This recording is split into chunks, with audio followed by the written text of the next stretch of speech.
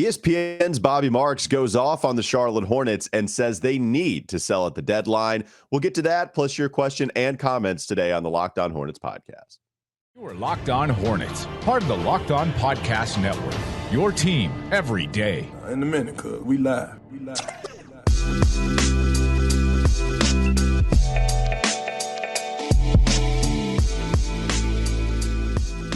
It's Locked On Hornets, part of the Locked On Podcast Network. It's your team every day. Thanks for making us your first listen. We're free and available anywhere you get your podcast. That includes YouTube, by the way, where Bobby Marks just went off on the Charlotte Hornets. We'll get to that in just a moment. This episode is brought to you by BetterHelp. As the world's largest therapy service, BetterHelp has matched 3 million people with professionally licensed and vetted therapists available 100% online. Learn more and save 10% off your first month at BetterHelp.com/LockedOnNBA. I'm Walker Mail. I'm back on Wes and Walker today. It's been a while. I'm going to go back on today and Thursday, and then I'm going to leave Friday, and I'm not going to be there Tuesday because of Christmas plans. So even better for you.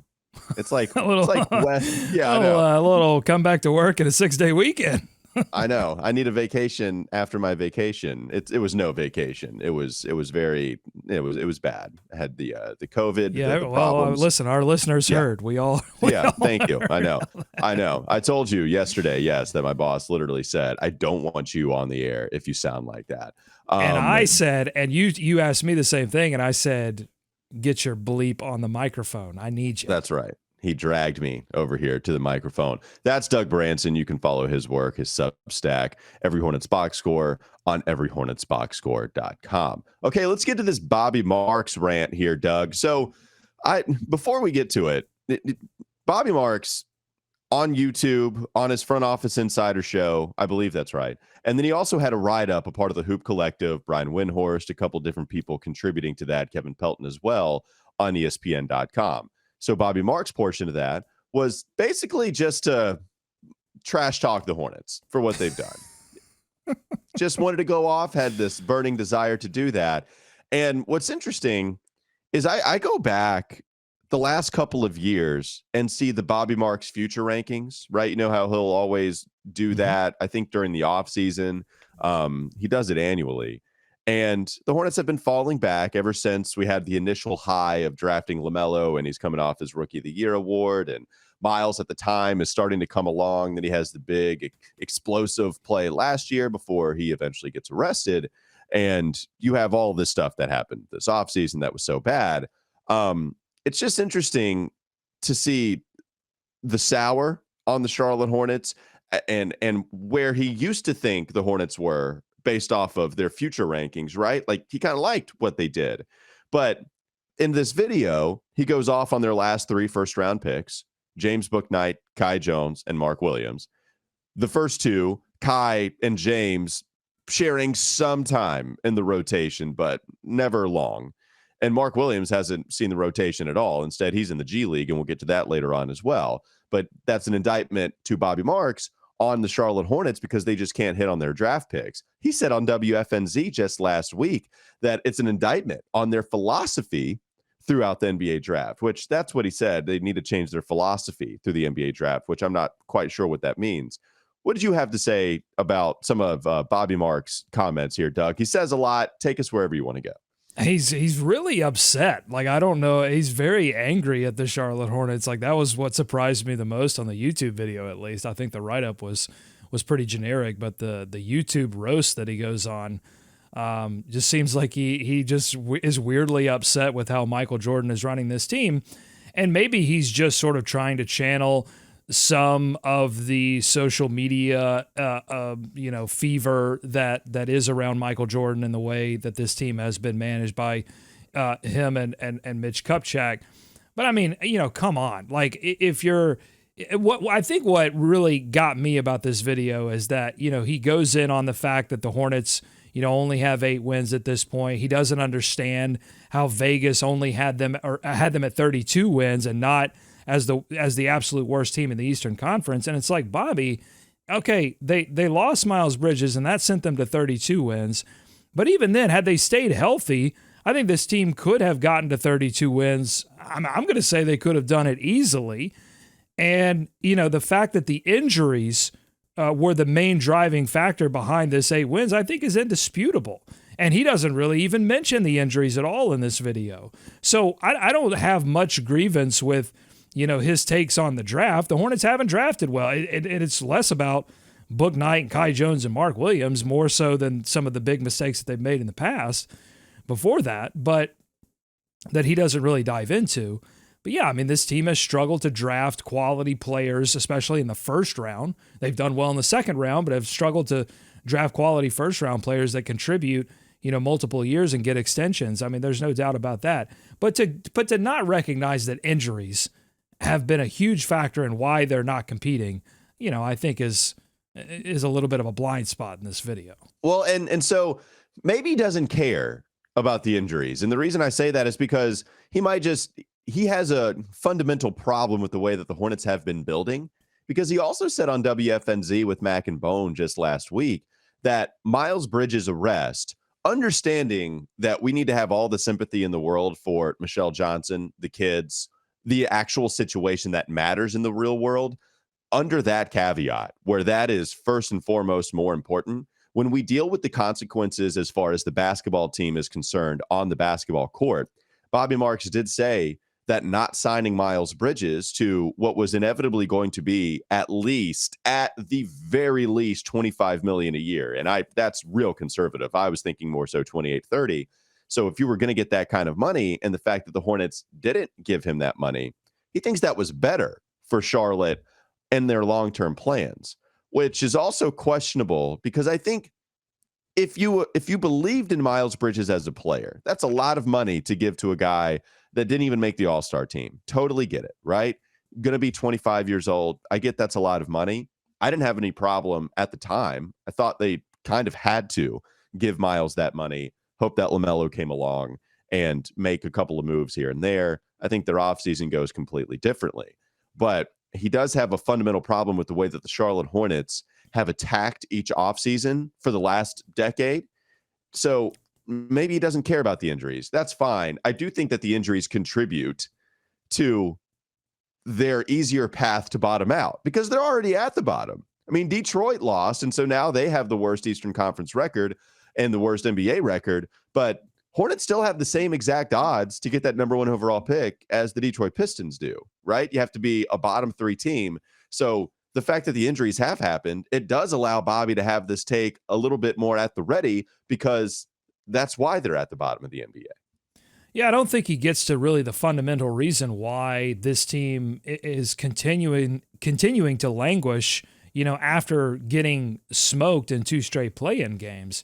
And that reason is that the Hornets haven't addressed the fundamental roster construction issues that they've had for many, many years, and it starts at the center position. They've been weak at that position. They've been weak defensively. They've been weak offensively at that position, and it hasn't gotten any better. And also, they're just not a very physical team. They're still built on, skill and speed, which can win in the regular season if it's healthy, but doesn't typically win in the postseason. And they thought that they could.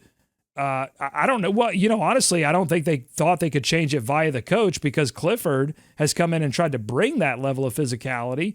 But I don't know that was always really the top motivating factor in the coaching hire. If it had been, D'Antoni, certainly not. And if it had been, I've already forgotten his name because I've wiped him from my memory because he doesn't matter because he's scoring. Kenny Atkinson. Yeah, whatever, Kenny. He's just scoring the Hornets, and I completely forget about you. That's how I work. Which is Bobby Marks is working on it, by the way. I'm about to just forget about Bobby Marks' name all of a sudden. No, don't do that. Not Bobby. Not precious baby Bobby. Yeah, Bobby's going on my list with Will Kunkel. Kunkel knows what he did. Good, because I don't. I'm gonna have to ask him if he remembers what he did. Well, I don't think he knows what he did because I just crush him on air and don't necessarily let him know. But yeah, anyway, just like Bobby's not gonna know what he did. But the thing is, I don't think that Bobby really understands a fundamental problem with this team. He thinks it's draft, and I think I think part of it's draft, but I think part of it's inactivity in the offseason and recognizing what your actual problem is and going out and addressing that. Because they're not, I know that the Charlotte Hornets aren't going to go out and get big free agents, which is always what, the organization brings up as an excuse. Well, we can't be big players in free agency. That's not how this whole thing works. I understand you're not going to go out and get the big fish, but they've used that as an excuse not to even go after some small to mid-sized fish that could help at this center position, and it's been a real shame. Yeah, so a couple other things. I want to get to maybe a couple of other comments in the next segment. But one thing about the whole free agent signing is too, like, I understand that fans at the time loved bringing in Gordon Hayward. A lot of fans of it. A lot of fans also liked signing Terry Rozier. But to me, that almost, if you act like a small market team, then you're going to get small market results. I mean, for some reason, bringing in Gordon Hayward at the time and signing him to a big contract didn't make sense then. A lot of people justified it by saying this is going to help with LaMelo, that they can't go out and get the huge free agent, so they had to overpay for Gordon Hayward despite the injury. Okay. And like they paid Terry Rozier a lot of money. And because he's been somewhat of our hero, people liked that. And so it sucks because I want to divide the love I have for Terry and what he's accomplished, and also recognizing, man, that contract didn't look good then. And now it looks even worse because he's playing worse this year. And I mean, you get drilled for it, but at the same time, it's like, this is what the Hornets are doing. They put so much money into Gordon Hayward, into Terry Rozier, where if you give a lot of money to the guy that hits, like Miles Bridges, and LaMelo, then you're capped out, and your third and fourth best players aren't guys that are going to get you to a deep playoff run. And so I think that's what kind of hurts you, is the way that they've spent money, because you did have a pretty good stretch in the NBA draft, drafting Miles Bridges, despite my hatred for it. And yes, they could have gone after SGA, which honestly, that was kind of muted. As much as I love him, that was muted with the way that Miles played last year, right? It wasn't completely silent. SGA is playing at an MVP level, but the fact that Miles played as well as he did, I'm not going to say they missed on that draft pick. Even with PJ struggles, the guy's going to get $12 to $15 million in his second contract. All the redrafts have him going a little bit earlier or right at where he was. I'm not going to call PJ a miss, and nobody's going to call LaMelo a miss when it wasn't a foregone conclusion that he was going to be a star. You had 3 drafts in a row, not so coincidentally, the first 3 years that Mitch Kupchak took over for Rich Cho, right? So like, there are levels to this. But yeah, I'm not going to sit here and get mad at Bobby for saying that the Hornets there's something wrong with the franchise, because you can't have really the worst record in the league and then fight up. Bobby can't hear me. No other team can hear me complaining down here, because we're already in all the way at the bottom of the standings. Hello. Yeah, they can't. It goes into the depths of hell. I do have a couple of other things. He said some stuff about James Bouknight, other draft picks, what they should be doing with those draft picks. Coming up next on the Locked On Hornets podcast. Don't go to sleep on the Hornets just yet. I want to talk about some of the other stuff surrounding Bouknight, and we have some YouTube comments and questions to get to. Plenty more to get to on Locked On Hornets. This episode is brought to you by BetterHelp. Look, unfortunately, life doesn't come with a user manual. That's just how it is. So when it's not working for you, it's normal to feel stuck. Navigating any of life's challenges can make you feel unsure, whether it's a career change, a new relationship, or becoming a parent. Therapists are trained to help you figure out the cause of challenging emotions and learn productive coping skills, which makes therapy the closest thing to a guided tour of the complex engine called you. BetterHelp has connected over 3 million people with licensed therapists, and it's convenient and accessible anywhere, 100% online. As the world's largest therapy service, BetterHelp has matched 3 million people with professionally licensed and vetted therapists available 100% online. Plus, it's affordable. Just fill out a brief questionnaire to match with a therapist, and if things aren't clicking, you can easily switch to a new therapist anytime, and it really couldn't be any simpler. No waiting rooms, no traffic, no endless searching for the right therapist. You can learn more and save 10% off your first month at BetterHelp.com/LockedOnNBA. That's BetterHelp, HELP.com/LockedOnNBA. Plenty more to come. Locked On Hornets is Locked On Hornets. They're running their rookies to Greensboro. They're driving them to Greensboro and then driving them back the same day to play in an NBA game. I cannot wait until the Hornets load manage. It's time for more of the Locked On Hornets podcast. Thanks for making us your first listen. For your second listen, make sure you catch Locked On Sports Today. From the games that matter the most to the biggest stories in sports, go beyond the scoreboard and behind the scenes with local experts and insights only Locked On can provide. We'll get to a couple of the questions and comments that people have written in our YouTube comment section. I did want to get to a couple of other things with Bobby Marks, though. He also said James Bouknight should be playing in the G League. I don't necessarily disagree with that. But, Doug, this is where the injury thing comes into effect. I think maybe James Bouknight would be playing for the Swarm if their whole backcourt hadn't been wiped out at the beginning of the season, where James Bouknight actually was getting a lot of run at the beginning of the year. And then even since then, they got Gordon Hayward, they got LaMelo Ball back. Dennis Smith Jr. has been in and out. He'll be out again. But even since they got guys back, you're still missing Cody Martin. You're still missing DSJ. So they need some depth in case anybody goes down in one of these other games. And so while I understand the theory from Bobby there, they can't really put Bouknight down now because in Greensboro, because who else are they going to call up? This is your guy because you just need some depth in the backcourt. Yeah, I mean, they put Bryce McGowan's down in the G League though, so he's still getting some time. So that's maybe where Bobby's confusion is, because Bryce McGowan's has played ahead of James Bouknight, but they obviously feel like Bryce would get more value, and I think that's kind of the weirdly interesting thing, right? That they feel like Bryce would actually get more value from continuing to play. And it may be, I think, reflective of their long-term vision for Bryce McGowan's and understanding that in the short term, their team is not necessarily going to benefit if there were an injury. You know, if there's another injury to a guard, that, you know, with Terry out and DSJ out, and again, with multiple guards that they've had out for most of the season, it's not really going to matter who you play. Like, you know what I'm saying? Like, it's not going to matter if you play Bryce McGowan's or James Bouknight necessarily. It's not going to really impact your chance of winning or losing. So they must feel like Bryce McGowan's would have some value in playing a little bit, and you hold James Bouknight as a break glass in case of emergency kind of deal.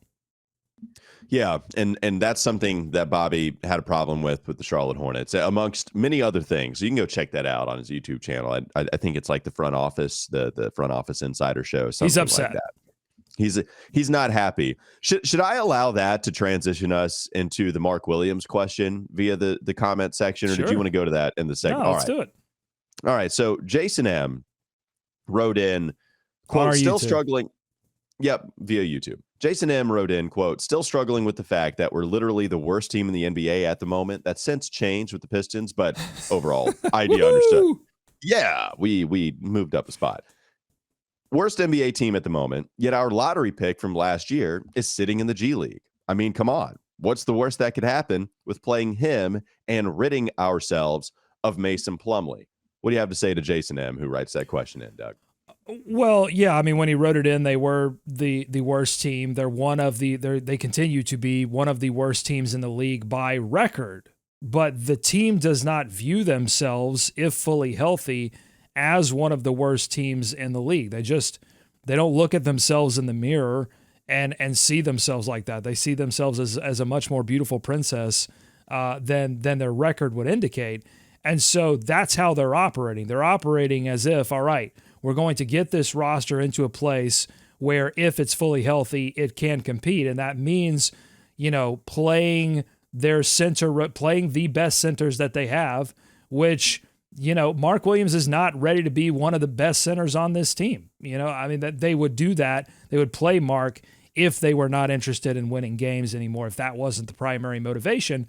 And, you know, unfortunately, Jason, that is their primary motivation right now, is to win basketball games. They feel like there's still it's getting smaller, but there is still a percentage chance that they can get back into this thing. And I think until that percentage chance goes to near zero or zero, you know, they're going to continue to play their best players, and Mark's just not ready to be that right now.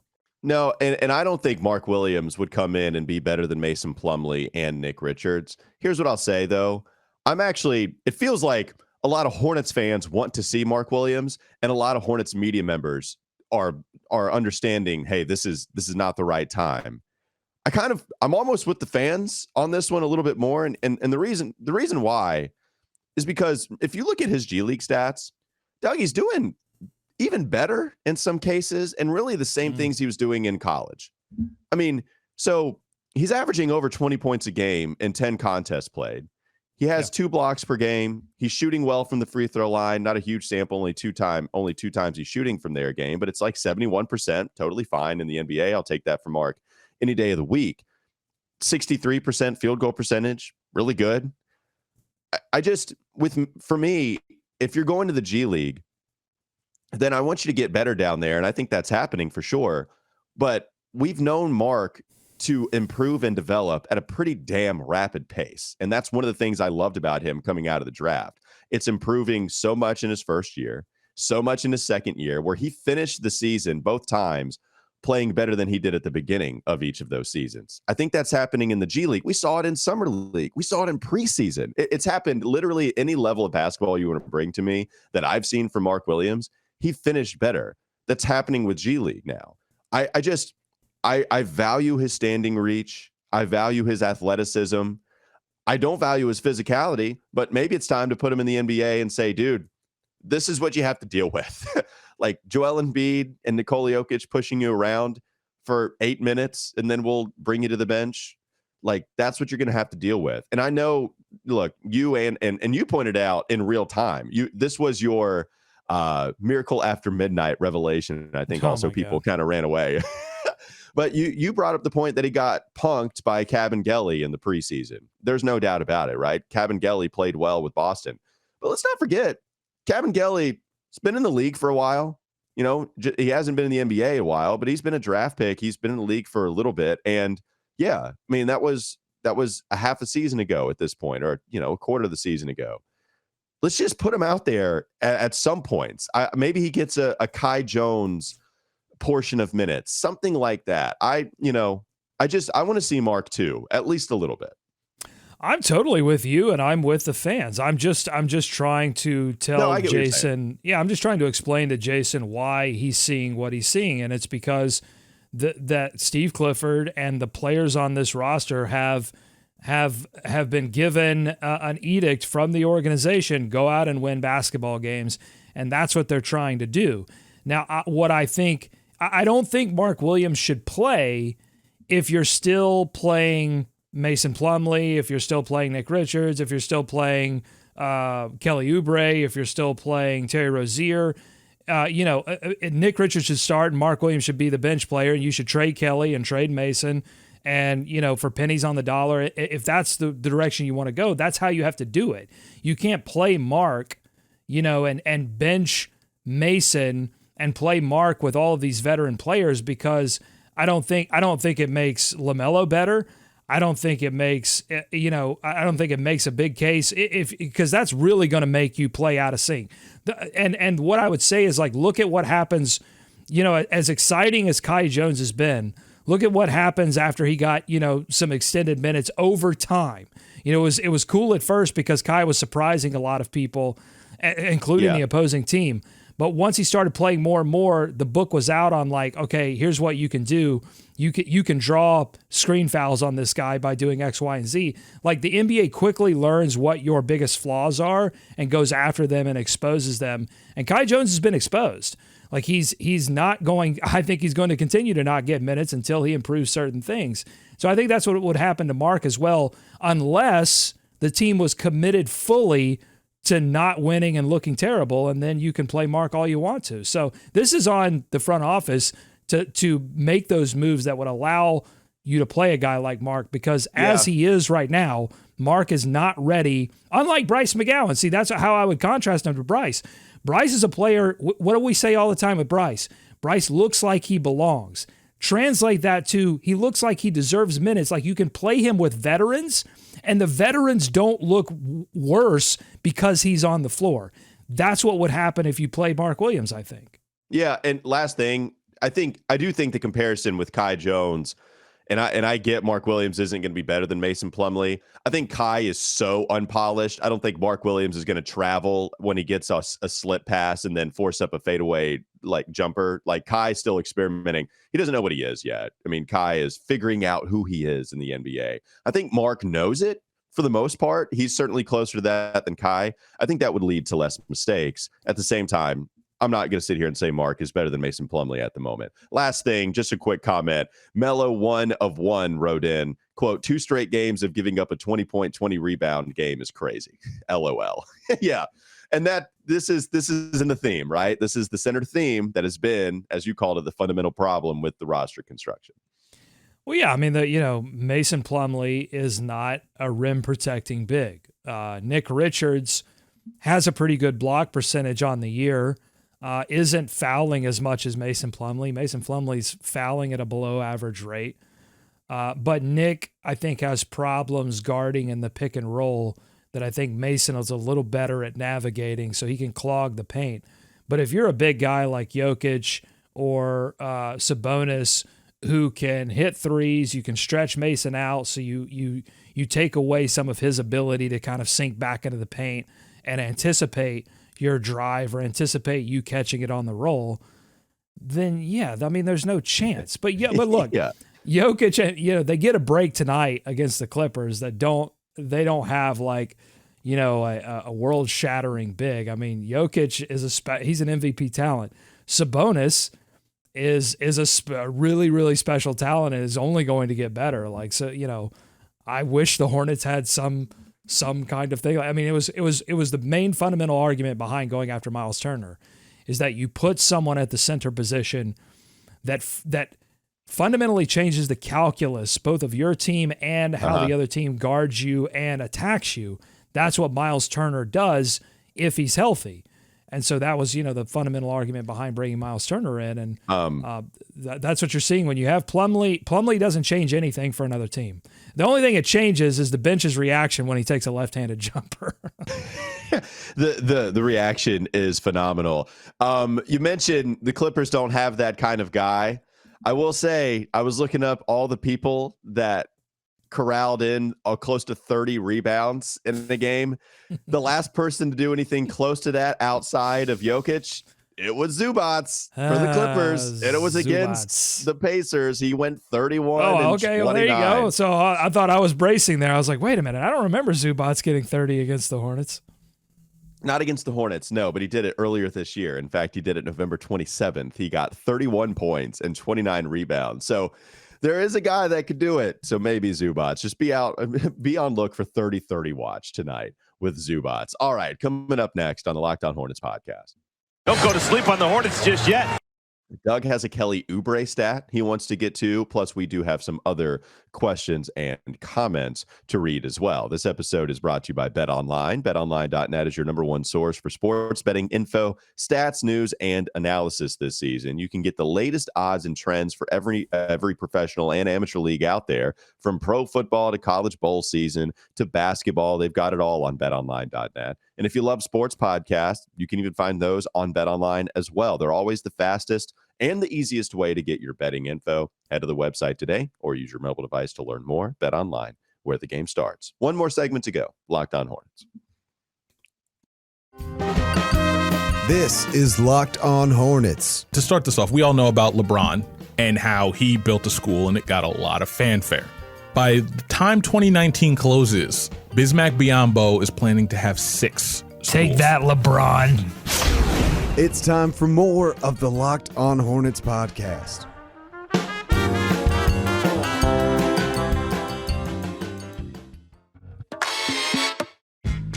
Doug, we've been talking about the big man rotation. Let's talk about the rotation in other areas. Neon Charge on YouTube wrote in this, quote, been saying this all season, Kelly is the guy that should start next to Melo. Kelly might be our best off-ball player. That's perfect next to a playmaker like Melo. We also need more playmaking off the bench besides Theo. So throw Terry at 6-man and see what happens. Terry should be on the trade block anyway. I disagree with a couple things in there. What say you about that comment from Neon Charge? I think if we're being totally honest with ourselves and we're looking at what's happened this season and trying to figure out how best to proceed under the assumption that we want the Charlotte Hornets to win basketball games, which I know people listening, there's some percentage of people listening to this that don't want them to do that, but let's just talk about the people who do want them to continue winning basketball games. If we're being honest with ourselves, I think it does make sense to start Kelly alongside LaMelo Ball because he offers more size. He offers more, I think really on the defensive end of the floor, offers some protection, some deflections, an ability to stay in front that isn't excellent, but is certainly better than what Terry Rozier offers you. He has been good from the corner in terms of catch and shoot threes. He's actually been dependent from there. It's the pull-ups from everywhere else on the floor, in terms of his 3-point percentage that's down on the year. So yeah, I mean, I don't know. I don't really disagree fundamentally with what Neon Charge says here. I think Kelly has played well as a starter, would continue to play well as a starter, and is probably the best option there at the shooting guard position. Yeah, I mean, and I misunderstood some of his comment. I thought he was saying Kelly was a better playmaker and we need more of that off of the bench. And I thought that he was saying that was coming from Kelly. And my eyes kind of switched a little bit. But regardless, the only thing I'll have to say, I'm still rolling with Terry. And it goes back to the conversation we had yesterday. Who do you believe these players are? And while we have a pretty good sample size this year to judge what these players are right now, I still believe that Terry's shooting is going to come back. Once Terry's shooting comes back, that's going to be huge. And last year, Kelly, by a lot of advanced stats, was maybe even literally the worst defender in the NBA. He was bottom 5 among players, right? I mean, I'm not talking about group. I'm talking about just one of the worst 5 defenders in the NBA last year. Now, if you look at Kelly Oubre this year, the deflection rates are way up. And I think that's a Steve Clifford effect to argue against that, which is awesome. I think the shooting for Terry, I think that's going to come about. I like an overwhelming amount of playmaking as well. Like if Terry is better than Kelly, not that Terry's amazing, but if Terry's a better playmaker than Kelly is, you put that alongside LaMelo. I like having your best players out there, right? And if that means your closing lineup includes Kelly along with Gordon Hayward, Terry, and LaMelo, cool, whatever. At the same time, I'm still rolling with Terry, but it's dicey. It's real close. Go ahead. Well, let me show you some more defensive numbers that I think back up my position, which is that he has an above average block percentage. And as you said, deflections, yes, but also just straight steal percentage is at 2%. That's near tops in the league among wings. Yeah, but here's the important part. Passing lanes for sure. Yeah, but here's the important part. Look at the foul percentage. He doesn't foul a ton either. 3.5%, that's below average. Oh, I'm sorry, he fouls too much. All right, that doesn't help my position. But yeah, I was surprised, but yeah, go ahead. Okay, so that doesn't help my position. But yeah, I think the block and the steal percentage actually outweighs the fact that he does foul a little bit too much from the wing position. And he's not the only one. We know that fouls have been a big problem for this team. No doubt. I just sorted this by just straight foul percentage. Kai Jones at the bottom of the list at 5.6%. Jalen McDaniels, again, another player that fouls a lot but gives you, pretty amazing block and steal percentage for the wing position. Mason Plumlee, here's the big problem with Mason Plumlee, right? Low block percentage, low steal percentage, and a high foul percentage that is below average for bigs. Yeah. I mean, that's like that's the worst 3 that you can have, as a big. LaMelo Ball, his problems with fouling, we've talked a lot about on this show, but among point guards, it's like near the bottom of the league how much he fouls. And again, smaller sample size. He's only played 7 games this year, but we have a bigger sample size over the course of his career, and that foul percentage hasn't been very good. Nick Richards actually has an above average block percentage, but a foul percentage that's about average. So that's actually, pretty good, although you'd love to see that foul percentage even higher for Nick Richards before you were ready to commit to him being a starter. But yeah, so fouling has been a problem for this entire team. I mean, the only ones that are really look at Teo, though. Good block percentage for a combo guard, great steal percentage for a combo guard, and doesn't foul. Teo has been just a godsend, really. So keep this table up because I think what you're watching is the Steve Clifford effect. Click on steal percentage. And sort by that because you're going to see a lot of guys. I mean, DSJ 100 percentile, Teo 80th, Jalen McDaniels 76. I mean, I think Clifford is just leaning into his guys' strengths by getting in passing lanes, saying, hey, maybe they're going to be late on some rotations because they're gambling a little bit more, but at least they're going to put their hands in passing lanes and do the whole deflection thing. Go to the block percentage, too. They're actually block percentages. DSJ is 92nd percentile, I believe. You have, except for Mason Plumlee, if you sort by block percentage, then everybody else there's a lot of people that are pretty damn high. Yes, but there's a difference between a team that's good at blocking shots and a team that's good at defending the rim. And I think a lot of these block shots are help blocks because they've let the guy get way by them. You know what I'm saying? Like, and they don't have anyone that can really, like, what you want to do is have a player at center, not that like blocks a ton of shots necessarily, although that can be good, but you want a guy that actually chases players out of the paint. And that's what's not happening. A lot of these, they're getting attacked at the rim a ton. But I wanted finally to mention Terry Rozier in contrast to Kelly. Terry Rozier block percentage for a combo guard, very low. Steal percentage for a guard, super low. And then the foul percentage is great at 2.1%. But to me, that's an indication of activity, not of like he's being smart. It's that you can't foul a guy if the guy blows by you every time and you have no chance. I mean, it's good that he's disciplined. You know, part of the problem with LaMelo is that when a guy blows by, you know, instead of just sort of seeding it and being like, whoop, I shouldn't have let him by, you know, but seeding the matchup and letting the help come, you know, he tries to kind of recover and make a block, you know, a sort of chase down block, and ends up smacking the guy's arm. And that's what, you know, ends up picking him up these sort of cheap fouls that pile up and he fouls out of a game. But so Terry is a little bit more disciplined, but he's also, you know, there's not much activity going on there either. Well, Terry, I mean, it's been my biggest problem the last 3 years he's been here. It's been the Olay defense. I mean, he does that move where somebody drives by him and then he swipes behind, but he doesn't get a foul because it's kind of blatantly obvious he didn't make any contact. It's kind of like the guy that heaves it up, you know, clearly, and Eric Collins and Del Curry, God love them, they will not stop talking about this on the broadcast. They're about as upset with people who chuck up shots after the buzzer goes off as Bobby Marks is with Michael Jordan existing and being the owner of the Charlotte Hornets. That's a little close. Yeah, but so it's kind of like that, right? It's sort of the fake swipe, like, oh, I'm trying, and it's like, no, you're not really trying. So if we just finish up with one more Kelly Oubre comment from the listeners, Light Up to Bomb One wrote in, quote, Oubre 31 points on 25 shots. He is shooting significantly more than even LaMelo. His scoring has helped, but he gets Chuck happy too much a lot in these games, which is contributing to losses. I just think it's certain perspective you have to keep on Kelly. He's doing what he's always done, and he won't pass the ball. Right. This is Kelly Oubre. Hello, everyone. But that's him, right? You know what you're getting with Kelly Oubre, like his assist percentage, his assist per usage is pretty much exactly where it's been his entire career. There was one when he first got traded to Phoenix, he weirdly like passed the ball a lot. I don't know what that was all about. But then the next, when he had the first full season in Phoenix, it went right back down to where it's always been. Yeah, I mean, that's his mentality. He's a score first guard.